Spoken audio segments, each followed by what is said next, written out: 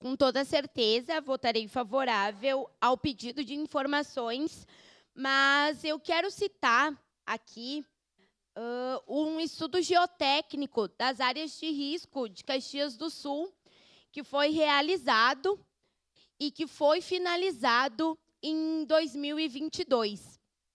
Esse estudo geotécnico, ele apresenta as obras que seriam necessárias fazer em 9 bairros, que foi o tempo que ele teve suficiente de estudo. Então, 9 bairros de Caxias do Sul e quais obras seriam necessárias em cada bairro. Somando um montante de 5 milhões, para prevenir 100% do risco de queda, de alagamento, de 9 bairros de Caxias do Sul. Eu não entendo muito de economia, vereador Zanquim, mas 5 milhões para 9 bairros para prevenir coisas tão importantes não me parece tanta coisa assim. Inclusive, esse estudo, ele cita quais legislações brasileiras a gente pode se utilizar para pedir recurso para o governo federal.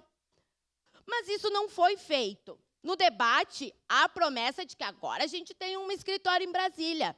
Mas a gente passou 4 anos sem fazer nada.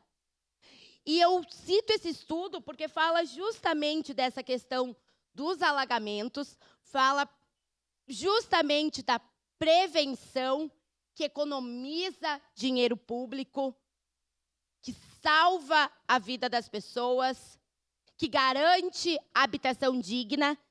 E esse estudo finalizou em 2022 e, por lei, ele já deveria ter sido colocado em prática.